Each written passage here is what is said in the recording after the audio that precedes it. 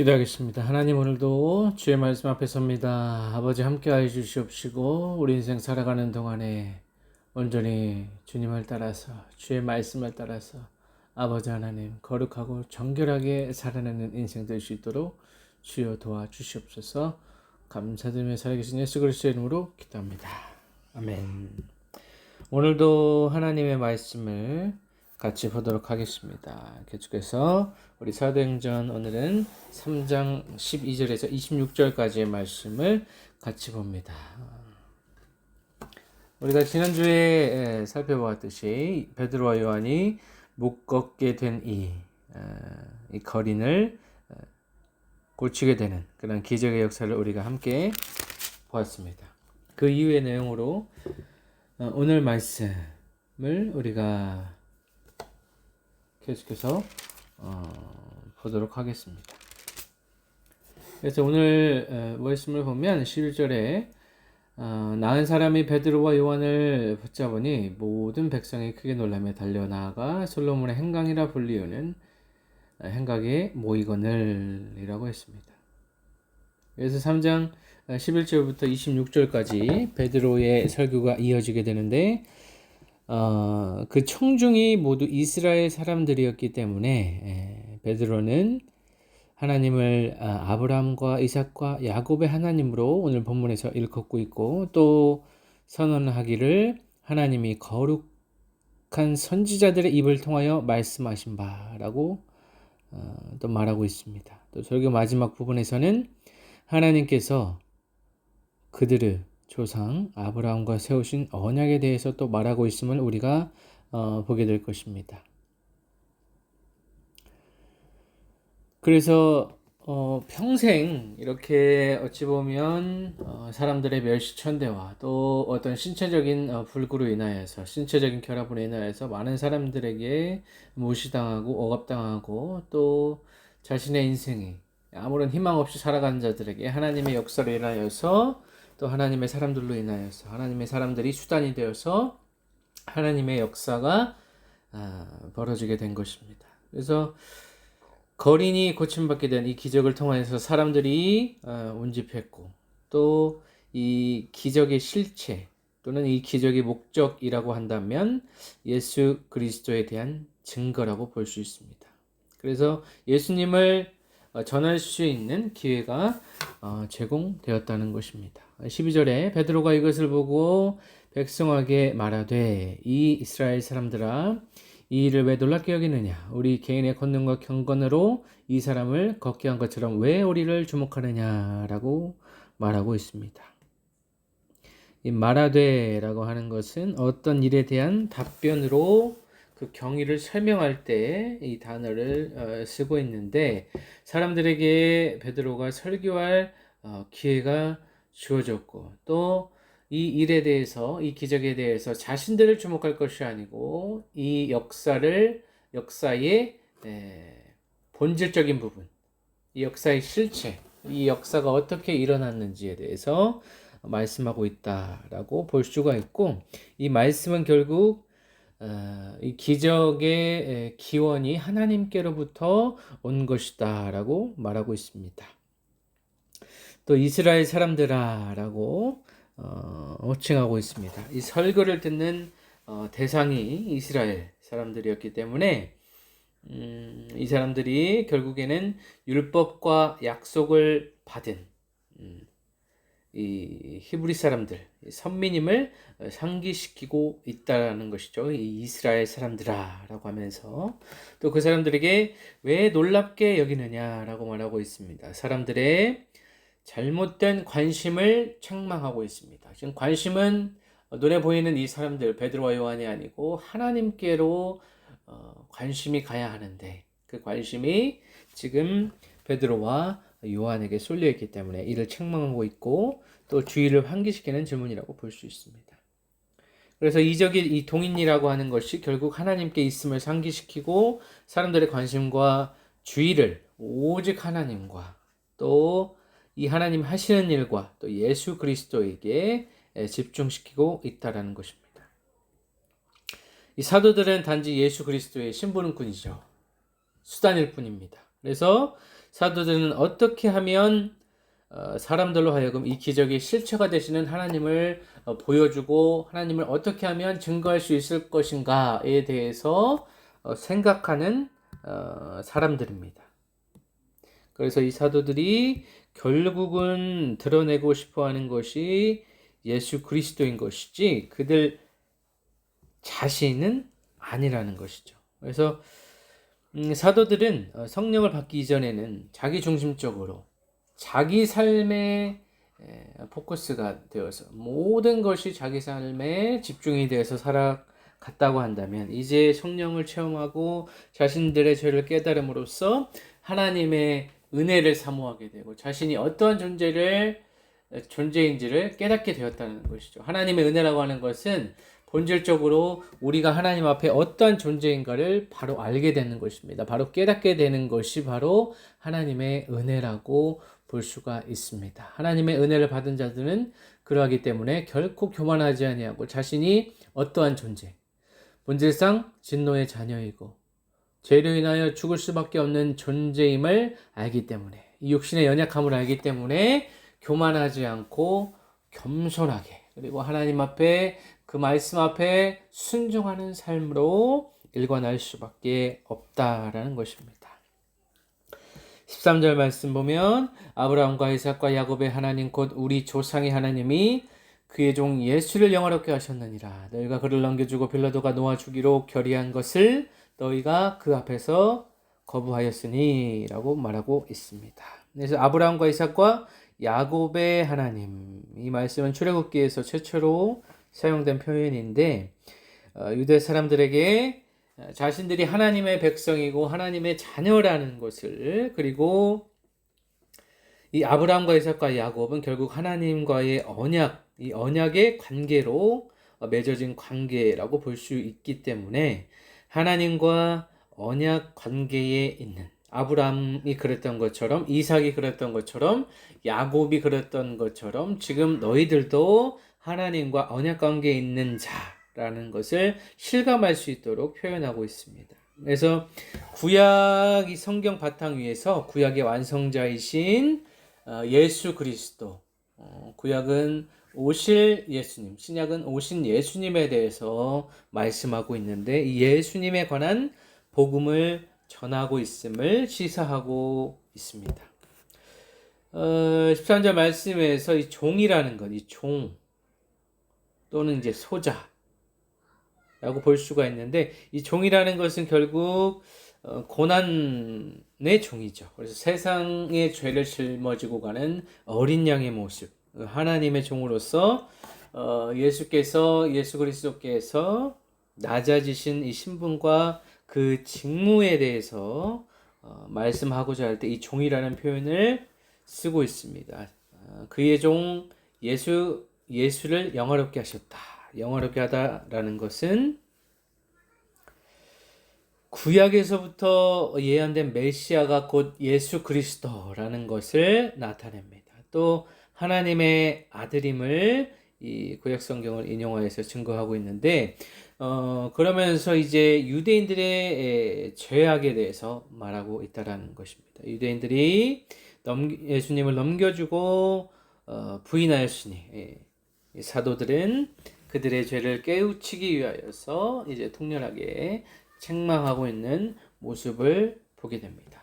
14절 너희가 거룩하고 어려운 일을 거부하고 도리어 살인한 사람을 놓아주기를 구하여 이 바라바라라고 하는 그를 놓아주었죠. 예수님 대신에. 그래서 거룩하고 의로우신 이는 결국 하나님의 아들인 예수 그리스도를 말합니다. 의로운 자라는 것은 모든 불의에서 완전히 떠나서 공의로우신 분을 의롭다, 죄가 없다라는 의미에서 의로우신 분, 죄가 없으신 분이기 때문에 우리의 죄를 짊어지고 가실 수 있다라는 것입니다. 그래서 거룩하고 의로운 자라는 것은 구약에서 말하는 메시아를 말할 때 거룩하고 의로운 자라고 표현하고 있다라는 것입니다. 이 살인한 사람은 거룩하고 의로운 자와 대조되는 입장에서 대조적으로 묘사하고 있습니다.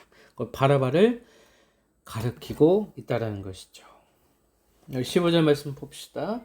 생명의 주를 죽였도다. 그러나 하나님이 죽은 자 가운데서 그를 살리셨으니 우리가 이 일의 증인이라 라고 했습니다. 이 베드로의 설교의 절정으로 치닫고 있는데 예수님의 고난과 고난받는 종의 모습 또 죽으심과 부활을 강조하면서 사람들의 관심을 예수님께 집중시키고 있습니다. 이걸 생명을 주관하시는 분으로서 생명의 주라고 예수 그리스도를 표현하고 있습니다. 또 생명의 근원, 구원의 원천이 바로 예수 그리스도다라는 것을 나타내고 있습니다. 이 살인자 바라바와는 절대적으로 대조되는 예수 그리스도에 대해서 말하고 있습니다. 그 예수 그리스도를 죽였도다라고 말하고 있습니다. 유대인들의 죄를 정면으로 지적하고 공격하고 있습니다. 부인할 수 없는 사실이죠. 유대인들이 저지른 이 모든 불의와 그 행위에 대한 하나님의 심판의 의미까지 담겨져 있다고 볼 수가 있습니다. 그래서 우리가 이 일의 증인이라는 것은 하나님이 예수 그리스도를 영화롭게 하셨다. 영화롭게 하셨다는 그 예표로 이제 부활을 우리가 생각할 수 있게 된다는 것이죠. 하나님께서 예수님을 부활시킴으로써 예수님을 영화롭게 하시고 하나님의 아들이심을 하나님께서 보내신 자다라는 것을 만백성하에 주님께서 선포하신 것입니다. 사실 이 증인이라는 것은 결국 법적인 용어죠.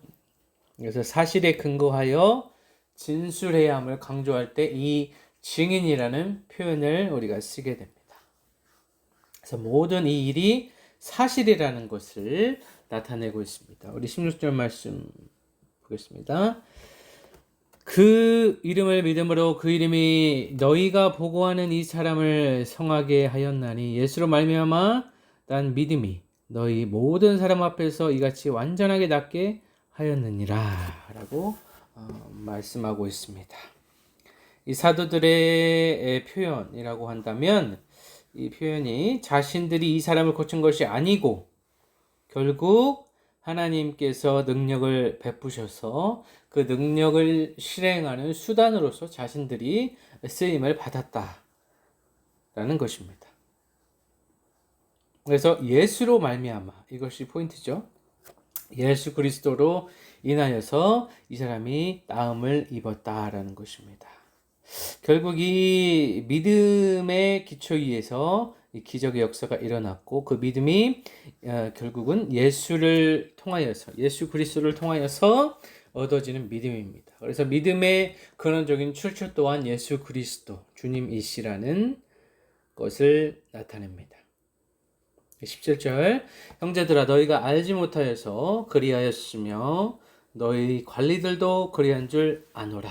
그래서 형제들이 이러한 일을 행한 까닭이 결국 그들의 무지로 인하여서 이러한 일들이 일어났다라는 것입니다. 그래서 이제 설교에서 새로운 국면으로 이들을 위로하는 국면으로 치닫고 있는데 이제 상처를 싸매어주는 위로를 하면서 청중으로 하여금 회개하도록 유도하고 있습니다. 그래서 하나님을 다시 바라보게 되고 이 회개라는 것이 결국에는 하나님의 은혜를 받는 자리에 그들이 이룰 수 있도록 하는 수단이 되는 것이죠. 또 반면에 정죄의식에 사로잡히지 않도록 이 무지의 측면을 진단하고 있습니다. 너희들이 몰랐기 때문에 이런 일을 행할 수밖에 없었다라고 말씀하고 있다는 것이죠. 18절 그러나 하나님이 모든 선지자의 입을 통하여 자기의 그리스도께서 고난받으실 일을 미리 알게 하신 것을 이와 같이 이루셨느니라. 구약에서 예언된 것이 신약에 와서 성취되었다는 것이죠. 하나님의 계획의 성취라는 측면에서 말씀하고 있습니다. 구약 성경에서 분명하게 예언하였고 또 선지자들에 의해서 예언된 그 모든 말씀이 이제는 결국 메시아의 순환을 통하여서 그가 고통받으심으로 우리가 나음을 입음으로 우리가 치유를 받음으로 이러한 예언의 성취가 이루어졌다라는 것입니다. 19절 말씀. 그러므로 너희가 회개하고 돌이켜 너희 죄 없이 함을 받으라. 이같이 하면 새롭게 되는 날이 주 앞으로부터 이를 것이오 라고 했습니다. 그래서 중요한 것이 회개이죠. 그들의 삶을 180도 돌이켜서 이제는 예수 그리스도께로 돌이켜서 이제는 죄악에서 벗어나서 완전한 의신, 그 예수님의 의를 통하여서 우리가 죄의 문제를 해결받고 우리도 의인이라 칭의의 역사가 이루어질 수 있게 된다라는 것입니다. 우리가 의롭다함을 받게 되면 그날이 새로운 날이고 옛사람은 죽고 새 사람으로 태어나는 날이고 이제 주님 앞에서 살아갈 수 있는 당당하게 주님께서 우리의 죄를 사면하여 주셨기 때문에 우리의 죄를 도말하여 주셨기 때문에 우리의 죄를 완전히 없애주셨기 때문에 우리는 세상 앞에 당당하고 또 예수님 앞에는 한없이 부끄럽고 죄송하지만 그래도 그분의 은혜를 힘입어서 우리가 살아갈 수 있다라는 것입니다. 20절 말씀. 또 주께서 너희를 위하여 예정하신 그리스도 곧 예수를 보내시리니 라고 했습니다. 이제는 예수님께서 하나님의 보좌 우편에 앉아 계셔서 우리를 위해서 중보기도 하시는 분으로 우리와 함께 하신 분으로 함께 하시지만 결국 예수님께서 다시 오신다라는 것은 이 재림 예수님을 말씀하고 있습니다.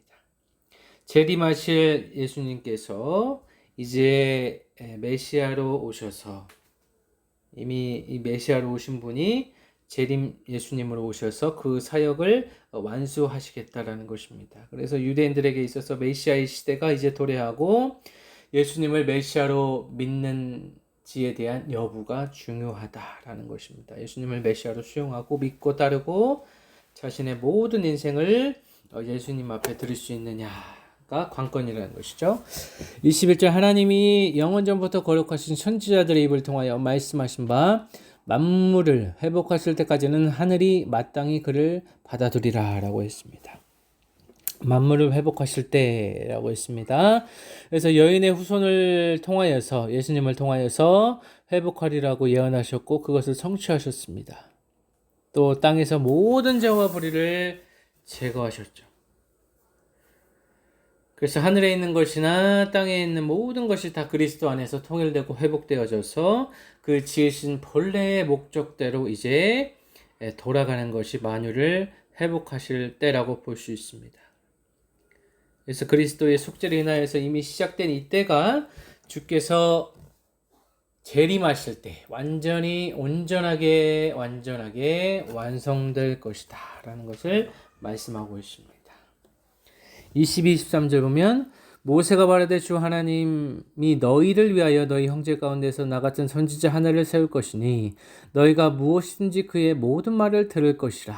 신명기 18장 15절의 말씀을 이용하면서 모세가 말씀한 바와 같이 나 같은 선지자 곧 예수 그리스도를 통하여서 우리에게 말씀하시고 그 말씀하신 바를 우리는 듣고 믿고 우리의 손과 발로 우리의 심령으로 그 모든 말씀을 전심전력으로 지키며 살아가야 될 것입니다.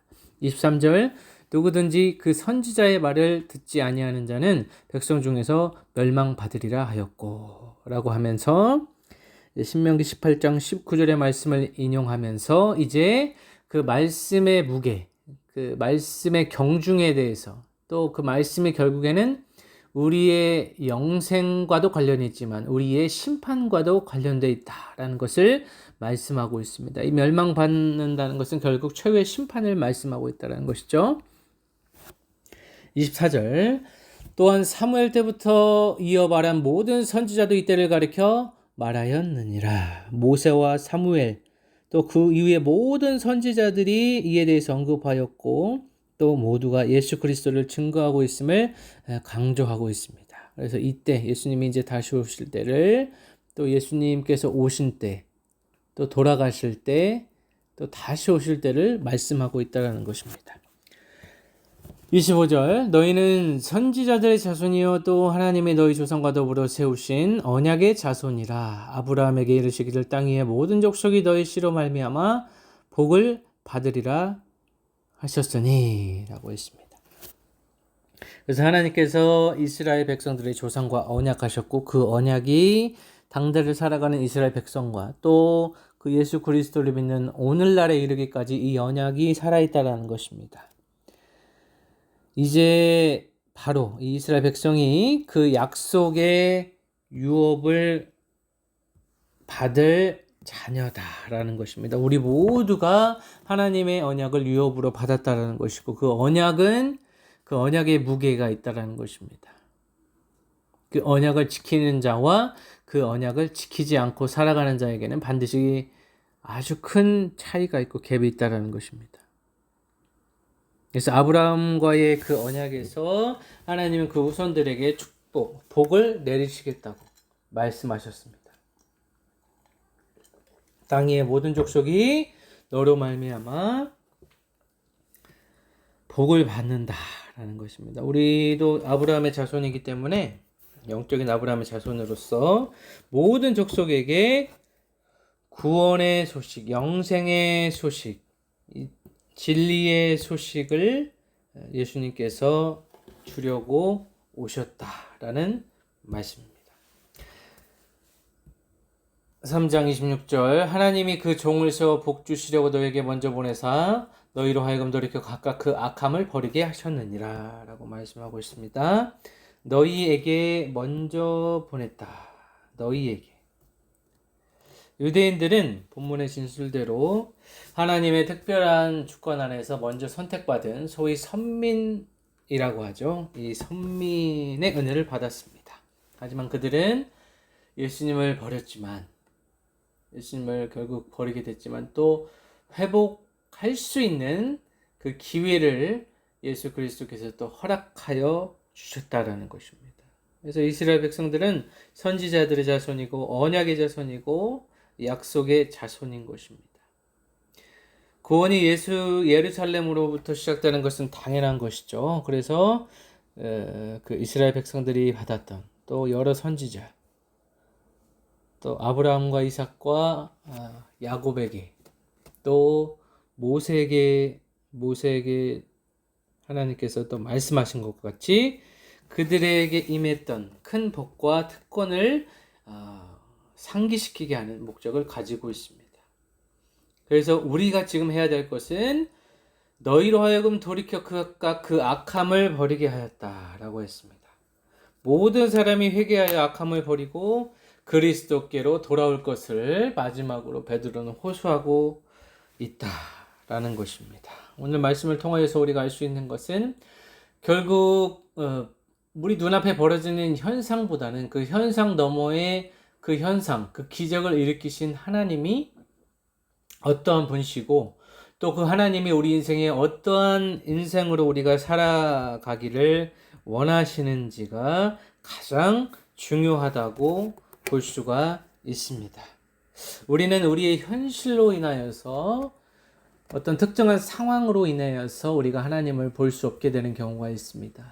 또는 하나님의 은혜로 생각되는 그런 현상을 바라보고도 우리는 실족할 수 있고 하나님을 오해할 수 있고 하나님의 뜻과는 전혀 다른 방식으로 그 현상을 해석할 수도 있는 이 연약한 이성과 육체와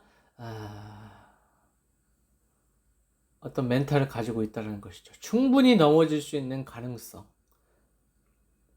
우리가 서두에도 말씀드렸듯이 우리 자신에 대한 인식, 자기 객관화가 어떻게 되어 있는지, 자기가 어떠한 존재인지, 우리가 어떠한 존재인지를 먼저 알게 된다면 이러한 우두를 범할 가능성이 현저하게 낮아진다는 것입니다.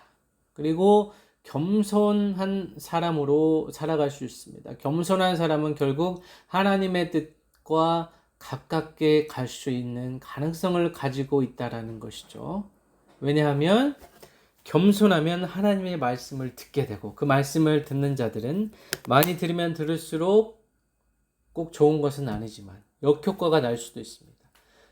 자신의 신앙 경험으로 인하여서 남을 판단하는 자들이 또 있기 때문에 자신이 교만하고 거만해질 가능성도 있지만 그 말씀을 잘 받아들이고 그 작은 하나하나의 그 말씀을 우리 삶에 작게나마 오늘은 이 말씀, 내일은 저 말씀 이렇게 생각하면서 그 말씀을 하나하나 지키며 살아갈 때에 우리에게 하나님께서 진정으로 원하시는 하나님의 뜻이 조금씩 보이게 된다는 것입니다. 그래서 우리 인생이 어둡고 마치 어떠한 터널이나 동굴에 들어 앉아 있는 것처럼 어두운 상태로 있을 수 있지만 완전히 어두운 것은 아니다. 완전히 어두운 것은 아니고 하나님께서 때마다 시마다 사람들을 통하여서 어떤 환경을 통하여서 또한 물질을 통하여서 어떤 기회를 통하여서 그런 상황을 통하여서 한 줄기 빛 내 눈앞에 바로 우리 한 발짝 앞에는 볼 수 있게 해주신다는 것입니다. 그래서 우리 삶 속에 기적이라는 단어가 굉장히 생소할 수 있죠. 저도 마찬가지인데 기적이 일어나지 않는 것처럼 보일 수 있지만 우리가 지금까지 예수 그리스도를 믿고 또 우리가 신앙생활을 계속해서 영위할 수 있고 또 자유롭게 예배드리고 자유롭게 하나님을 찬양하고 예배하고 또 하나님께 기도 드릴 수 있는 이 자체가 우리가 살아 숨쉬는 것 자체가 충분히 이제 기적이라고 말할 수 있습니다. 다른 것은 기적이 거창하게 이제 기적이라고 말할 것도 없이 우리가 지금 살아 숨쉬면서 하나님의 은혜를 받고 또 구원을 받고 영생을 허락받은 것처럼 이것이 어찌 보면 우리 인생의 이 구원의 은혜가 가장 큰 은혜인 줄 믿습니다. 그 구원의 은혜 이면에는 예수 그리스도의 고난과 죽으심과 또 부활하심과 또 승천하심 그리고 다시 오신다고 말씀하신 재림하실 그 예수님에 대한 소망을 품고 살아가야 되는 것이 우리 그리스도인의 마땅한 소명이고 또 하나님의 예수 그리스도의 거룩한 신부로서 살아가는 것이 예수님께서 가장 기뻐하시는 일이다 라고 우리가 우리 마음속에 우리 기저에 항상 우리의 심령의 신비에 그러한 마음 상태를 가지고 그러한 자세와 태도를 유지하면서 살아가기를 원합니다. 다시 말씀드리지만 우리 삶의 큰 기적, 우리 삶에 내가 놀랄 만한 그러한 현상들이 벌어지지 않는다고 할지라도 그럼에도 불구하고 하루하루 묵묵하게 주님께서 주신 그 사명과 소명을 따라서 한 발짝 한 발짝 한 걸음 한 걸음 나아갈 때에 우리 예수님께서 우리를 거룩한 산제물로 기뻐 받아주실 줄로 믿습니다. 기도하겠습니다. 아버지여 부족한 적인 말씀을 전했습니다. 아버지여 우리는 너무나도 연약하고 이기심과 또 우리의 육체의 소욕을 따라 살아가는 경우가 많습니다. 아버지여 붙들어 주시옵소서. 성령께서 이 시간 역사하셔서 우리의 모든 죄 태우시고 모든 더러운 죄 예수 그리스도 그 고귀한 피, 그 거룩한 피로 아버지 하나님 머리부터 발끝까지 덮어주시고 아버지여 예수 그리스도의 거룩한 신으로 살아갈 수 있도록 아버지여 도와주시옵소서. 우리 삶에 큰 기적과 현상이 벌어지지 않는다고 할지라도 그럼에도 불구하고 우리가 지금도 숨을 쉬고 예수님을 전하고 예수님의 말씀을 듣고 또 그대로 살아갈 수 있는 기회를 허락하여 주심을 감사를 드립니다. 우리의 삶 속에서 우리의 숨이 붙어있는 그날까지 예수 그리스도 한 분만을 따라갈 수 있도록 도와주시옵소서. 우리 안에 모든 우상을 제거하고 아버지 하나님 주님만 사랑할 수 있도록 아버지 하나님 성령의 은혜, 하늘의 은혜 허락하여 주시옵소서. 성령 충만함으로 인하여서 우리 삶이 변화되고 옛사람은 죽고 날마다 옛사람을 죽이고 죄를 죽이고 의로움으로 정결함으로 아버지 하나님 거룩함으로 살아가는 인생 될 수 있도록 주여 도와주시옵소서. 감사드리며 살아계신 예수 그리스도의 이름으로 기도합니다. 아멘.